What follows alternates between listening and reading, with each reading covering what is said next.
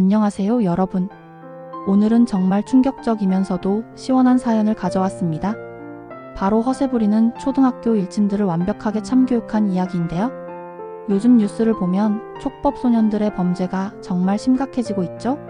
나이가 어리다는 이유로 법의 처벌을 제대로 받지 않다 보니 점점 더 대담해지고 있는 것 같습니다. 오늘 소개할 사연도 그런 맥락에서 일어난 일인데요. 과연 어떤 일이 벌어졌을까요? 지금부터 자세히 들어보시죠. 먼저 배경부터 설명드리겠습니다. 이 사연의 주인공은 현재 50대 이상의 중년 남성분이십니다. 평소 강감동 몰입형 드라마나 사연, 원고를 제작하시는 일을 하고 계시다고 하네요. 이분은 가족사, 이별, 유산, 올사, 추억, 재회 등 현실에 기반한 정서적 이야기들을 다뤄 깊은 공감을 이끌어내시는데 유튜브 영상화에 적합한 서사 완성도를 지향하신다고 합니다. 그런데 어느 날 이 평범한 일상이 완전히 뒤바뀌는 사건이 벌어졌습니다. 이야기는 아주 단순하게 시작되었습니다.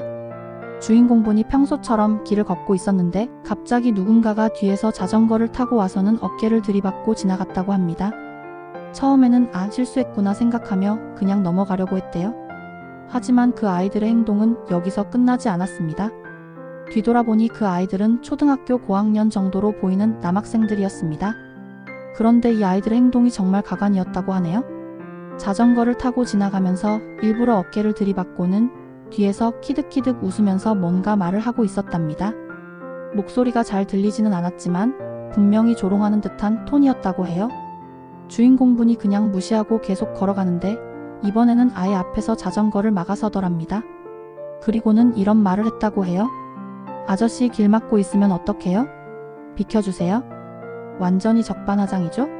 자기들이 먼저 시비를 걸어놓고는 오히려 상대방을 비난하는 상황이었습니다. 이때 주인공분은 참을성 있게 대답하셨다고 합니다. 얘들아, 너희가 먼저 나한테 자전거로 들이받았잖아? 사과하고 가는 게 맞지 않을까? 하지만 아이들의 반응은 정말 가관이었습니다. 뭐? 아저씨가 뭔데 우리한테 그래요? 우린 애들이라고요? 바로 나이를 방패로 삼는 전형적인 촉법 소년의 모습이었죠. 이 상황에서 아이들은 점점 더 대담해졌습니다. 주변에 어른들이 몇 명 지나가고 있었는데 아이들은 이를 오히려 기회로 삼았어요. 아저씨가 우리 괴롭혀요? 도와주세요? 완전히 뒤바뀐 상황이죠? 가해자가 피해자인 척하는 상황이었습니다. 다행히 주변 어른들이 상황을 지켜보고 있어서 무슨 일인지 파악할 수 있었지만 만약 그렇지 않았다면 정말 큰일 날 뻔했죠. 이제 아이들이 본색을 드러내기 시작했습니다. 주변에 어른들이 있다는 것을 확인한 후 더욱 당당하게 나오기 시작했어요.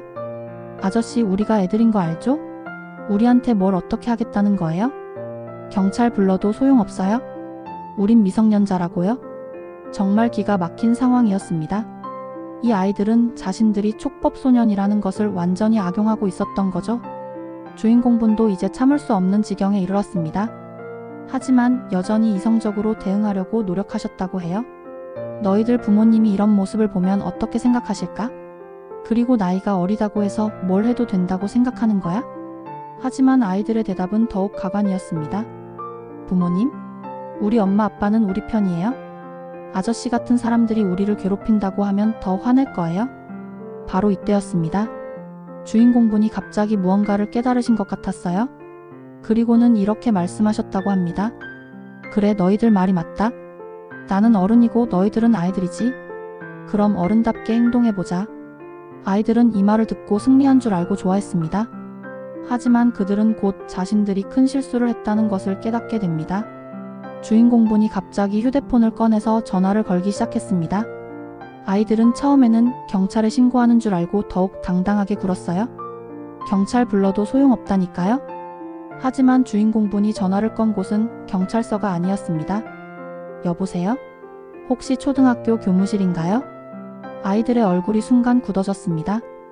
경찰에 신고하는 것과 학교에 연락하는 것은 완전히 다른 차원의 문제였거든요. 주인공분은 차근차근 상황을 설명하기 시작했습니다. 안녕하세요? 지금 여기 귀교 학생들로 보이는 아이들이 있는데 어른에게 시비를 걸고 있어서 연락드렸습니다. 네, 지금 앞 횡단보도 근처에 있습니다. 자전거를 타고 있는 남학생 3명인데요. 이제 아이들이 완전히 당황하기 시작했습니다. 지금까지의 당당한 모습은 어디 가고 서로 눈치를 보며 어쩔 줄 몰라 하더군요. 아, 아저씨, 그만해요. 우리가 잘못했어요? 하지만 주인공분은 이미 마음을 굳히신 상태였습니다. 주인공분이 정말 똑똑하셨던 것이 미리 아이들의 정보를 파악해 두셨더라고요. 교복에 적힌 학교 이름, 그리고 아이들이 서로 부르는 이름들까지 모두 기억해 두셨다고 합니다. 김이박, 맞죠? 아이들은 이제 완전히 대꿀멍 상태가 되었습니다. 얼마 지나지 않아서 학교에서 선생님이 오셨습니다. 담임 선생님으로 보이는 분이셨는데 아이들을 보자마자 한숨을 쉬시더라고요. 또 너희들이구나. 이 말에서 알 수 있듯이 이 아이들은 평소에도 문제를 일으키는 상습범들이었던 것 같습니다. 선생님이 오신 후 상황이 완전히 정리되기 시작했습니다. 주변에 있던 목격자들도 증언을 해주셨고 아이들의 잘못이 명확하게 드러났습니다. 선생님은 아이들에게 즉시 사과를 하도록 지시하셨고 아이들은 어쩔 수 없이 고개를 숙이며 사과했습니다. 죄송합니다. 하지만 이것으로 끝이 아니었습니다. 선생님은 즉시 아이들의 부모님께 연락을 하셨습니다. 아이들은 이제 완전히 절망적인 표정이 되었어요. 평소에 부모님은 우리 편이라고 당당하게 말하던 아이들이었지만 실제로는 부모님이 가장 무서웠던 것 같습니다. 선생님은 이 사건을 단순히 넘어가지 않으셨습니다.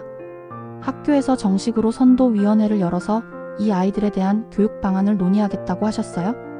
또한 이런 일이 재발하지 않도록 평소 생활 지도를 더욱 철저히 하겠다고 약속하셨습니다. 나중에 아이들의 부모님들도 오셔서 정중하게 사과하셨다고 합니다. 그리고 아이들도 진심으로 반성하는 모습을 보였다고 해요. 정말 죄송했습니다. 다시는 이런 일이 없도록 하겠습니다. 이 사건을 통해 아이들은 중요한 교훈을 얻었을 것입니다. 나이가 어리다고 해서 무엇이든 할 수 있는 것이 아니며 잘못한 일에는 반드시 책임이 따른다는 것을 배웠겠죠? 오늘 이야기를 들어보니 어떠셨나요? 정말 시원하면서도 교훈적인 이야기였던 것 같습니다. 요즘 촉법소년 문제가 정말 심각한데 이런 식으로 현명하고 합리적으로 대응하는 것이 정답인 것 같아요. 무조건 참거나 감정적으로 대응하는 것보다는 정당한 절차를 통해 교육의 기회로 만드는 것이 더 의미 있죠. 아이들도 결국은 교육을 통해 변화할 수 있고 이런 경험이 나중에 올바른 어른으로 성장하는 데 도움이 될 것이라고 생각합니다. 여러분도 비슷한 상황에 처하신다면 오늘 이야기를 참고해서 현명하게 대처하시길 바랍니다. 그럼 오늘 이야기는 여기서 마치겠습니다.